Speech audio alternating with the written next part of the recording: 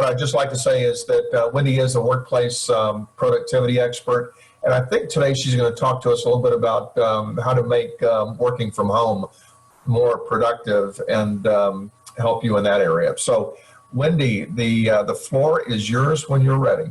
Thank you. Thank you guys for having me today.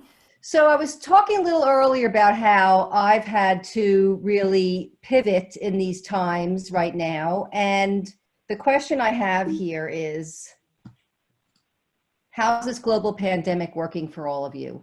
Really, this is the new normal. We don't know what it's going to be like going forward.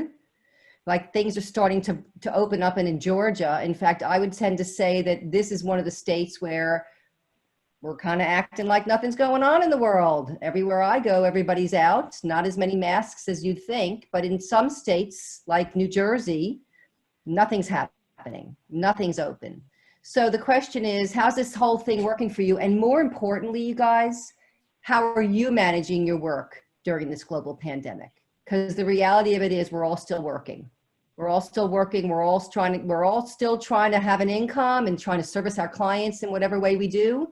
And the question is not so much how is the pandemic working for us? How are we managing our work during the global pandemic? So now is your time. I believe that this pandemic has offered a silver lining to every single person that needs to get organized in their office more than any time before. I remember when on March 16th, when my husband's office said, shut down, we're all going to shelter from home, I looked at Marty and I said, oh my God, can you imagine what some of the people in the world are feeling like right now based on what their home looks like? Think about it, right? You all are sitting in some pretty nice home offices from what I see, but not everybody has that. Not everybody has a home office. Not everybody has a door they can close. Not everybody has the space they need to be productive. So the question is now the time for you to get rid of the crap you don't need, clear up the chaos so that the clarity is front and center and you can really focus on what you need to do right now? I know from my clients, I've gotten 30 new clients since COVID. Crazy. Haven't left my house, working with 30 new clients who are disorganized, totally dysfunctional, realize now's the time, and are ready to get it together. So no more excuses. That's all I can say is no more excuses. That's probably the biggest reason why people don't do this is because they have a million excuses. I don't have the time. Well, you know what? You don't have the time. You have to find the time. I don't know what to do. There are plenty of resources out there. So the bottom line is if you are disorganized in any way, shape, or form, now's the time to do it. So getting control of your life equal getting control of how your environment functions. I want to say that again. Getting control of your life is literally getting control of how your environment functions. Every environment in your life. And the most important thing I'm going to say today is we get to choose what that looks like. We get to set it up. Every one of you that's in an office right now, you set that office up exactly the way it looks. You hung the pictures on the wall the way you did. You set your desk up the way you did. You set your computer up the way you did. You made that happen. And so you can set it up to serve you well or not. That is completely your choice. So this is my home office. I right now am looking at that wall with the pink picture, sitting at my desk. I have the most zen space on the planet. Why? Because I care and I planned it. And I like nice things to look at, and I love fresh flowers, and I love coming into a peaceful space that is so conducive to getting things done. There's nothing distracting. I don't have a lot of clutter. I don't have a glass desk, as you can see. I don't have any drawers on my desk. I only have what I'm working on right now. So the way to get from where you are now to where you want to be is the word system. I have systems for everything, and system stands for save yourself time, energy, and money.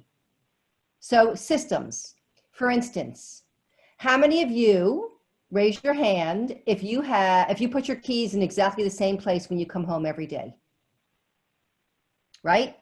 Same place every day, right? That's a system. That's a system for your keys. As crazy as it sounds, it's silly, but it saves you time and it saves you energy and it might even save you money, right? So I don't have to think about where my keys are. I automatically go right to the key bowl, which is where I put them the minute I get home every single day, right? So that's a system. How many of you on this call have a silverware drawer? Raise your hand. That's a system. It's a system in your kitchen, right? Why don't you just display all your silverware on your kitchen counter, and when you want a spoon, walk up to it? Because that wouldn't make sense. And you'll have spend more time looking for the spoon, quite frankly, than you would if you just go into a drawer. So we have systems in all areas of our life, but when it comes to our work, they're lacking. So the job of a problem is to get your attention. That's all it is. You know, my signature talk is called Your Success is Under Your Mess. And every time we advertise Your Success is Under Your Mess, because I'm running my business right now through a Facebook campaign, hundreds of people are signing up for my webinar. Why? Because they hear Your Success is Under Your Mess, and they think, oh my God, that's me. She's talking about me, right? So the job of a problem, any problem, is just to get your attention. And then the question is, what are you going to do about it? So where do you start to get control of your life is the question. There are tons of areas. We're going to talk about the one today that stresses people out the most, and that is your e-clutter, your email inbox. Okay, so I am going to stop sharing right now, and I'm going to ask you guys, you can take yourself off of mute, because I'm going to go around and I'm going to say your name. And when I say your name, I want you to give me an idea of give me a round number of how many emails you have living in your inbox right now. Jim Weber, how many emails you got living in your inbox right now? Well, there's probably 20, but I've read them all. I just haven't cataloged them. Okay, perfect. David, what do you got for me? And I don't care if they're thousands. I want honesty. You want? I have two. No, I have probably close to 1,600 in the inbox. In the inbox. Okay, awesome. Kelly. 3. I know why you got that. All right, Philip. Oh, okay. I have 0 in my inbox, but 30 or 40,000 stored away in the computer. Fine, I don't care. I care about your inbox only. Doug. I have 10 in my personal email and 9 in my work email. Awesome. Ken. Sadly, I have about 20 that are to be read and about 60 that I have saved to read later. Okay. Mark McClellan. I'm somewhere, I have 3 different emails for the different groups that I consult with. So one I have only 2, one I have about 300, and the other one probably about 15 or 20. Okay, great. Mark Grace. Yeah, I have 0 in the inbox, but since it's my personal and corporate email, I probably have 15 years of categorized emails in the inbox. Tim Schneider. I've got 5 this morning that I haven't read yet, and another 15 from yesterday. Okay, gosh, you guys are awesome. All right, so here's the deal. Right out of the gate, I'm going to say this crowd doesn't really worry me like other crowds do. Trust me when I tell you, most of my clients have 10,000, 15,000, 20,000, 5,000 emails living in their inbox. They don't know how to deal with their inbox, and their inbox stresses them out. Here's the deal. We don't have any control over what comes in. Right now, literally as I'm talking to you, my email just popped in to tell me that I have 3 emails that just came in. They're coming in, we have no control over it. Just like we have no control over what the mailman delivers to us every day, we have no control over the phone calls that come in. We don't have control over it coming in. We only have control over it once it gets there. So I have a system, there's that word again, for how to process emails so that I'm not stressed out about them living in my inbox or anything dropping through the cracks. So I'm going to share my screen again. Okay, so where do you start to get control of your life? Declutter your e-clutter. So you guys, this is a mailbox. This is something that everybody has in front of their house or in their driveway or in a bank of mailboxes if they live in an apartment complex, right? Everybody has a mailbox. So the way this thing works is I go down to my mailbox every day and I take everything out of the mailbox and I bring it back to my house and I stand by my recycle bin, and most of it goes in the recycle bin. If I have something that I need, it goes in my office. If there's something for my husband, Marty, it goes in his mail slot, okay? So I basically essentially just described how I process my mail, okay? I don't go to my mailbox, take out my American Express bill, come back to my computer, get online and pay it.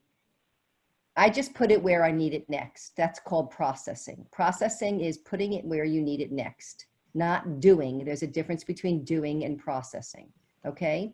So what this mailbox essentially is a loading dock. That's all. It's a little mini loading dock that every one of us has in front of our house. Why? Because the mailman puts mail on it and you go and take everything off. That's a loading dock. Nothing lives on a loading dock. Guys, your email inbox is only meant to be a loading dock. It is not for things to live on it permanently. It's for them to come in and for you to move them out. So 4 reasons for email overload is you're unfamiliar with Outlook or Gmail or whatever you use. You're not scheduling time for email processing. You're checking versus processing, meaning you're looking for fires, or you have no good system for storing.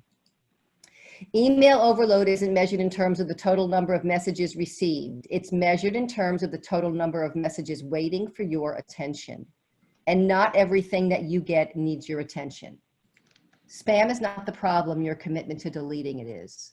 It's going to come in. We have no choice. But when you see it, instead of moving past it, delete it. Cleaning your email inbox to 0. This is the magic that Kelly was talking about earlier. So here's what I'm going to recommend you doing. You can do whatever you want, including nothing, because it sounds like you got a handle on this. But I will tell you that even people who have a handle on their email inbox wind up setting this up because it is a game changer. The first thing you're going to do is sort by sender. And when you sort by sender, the computer automatically alphabetizes your email. And you're going to go down the A to Z, and you're going to delete the things that you don't need. Now, none of you have that many emails. I think the person who had the most that they said are maybe 300 emails in your inbox. You could sort those 300 emails by sender and go down the alphabet and get rid of groups of people that you don't need. Right? So you get to the A's and you find Ashley Smith, and you literally know that Ashley Smith doesn't work in your organization anymore, and you don't need her emails, and you just delete all of them, right? That's round 1 is delete. Then round 2 is you're going to go back to the A's and you're going to set up folders for either people or subject. So you could come to Wendy Ellin. Let's say you have 17 emails from Wendy Ellin. You could throw me in an ITB Partners folder. You could throw me in a productivity folder. You could call me Wendy Ellin. Doesn't really matter. You get to choose what you want to call it, right? Then here's where the magic is. Everything that comes into our life, guys, can only fall into one of 2 categories. Whether the mailman delivers it, whether an email pops into your inbox, whether somebody asks you to do something, if you're sitting in your office door and somebody walks down the hall, stands in your door, looks at you, and asks you to do something, that's an incoming item. Whether something pops into your head, that's an incoming item. I literally got up yesterday and walked from the office to the kitchen, and in between, I realized that I forgot to give Ruby her heart guard. That's an incoming item, right? Like all of a sudden it popped into my head, I forgot to do something, okay? Everything that comes into our life only falls into one of 2 categories. It's either something you need to do or something you need to save. That's it. So the mailman delivers 3 things to me today. The first thing is an American Express. That's a to-do, I have to pay it. The second thing is a wedding invitation. That's a to-do. I have to respond, buy a gift, put it on my calendar. He sends me a life insurance policy. That's a to save. I don't have to do anything with it. I just want to save it.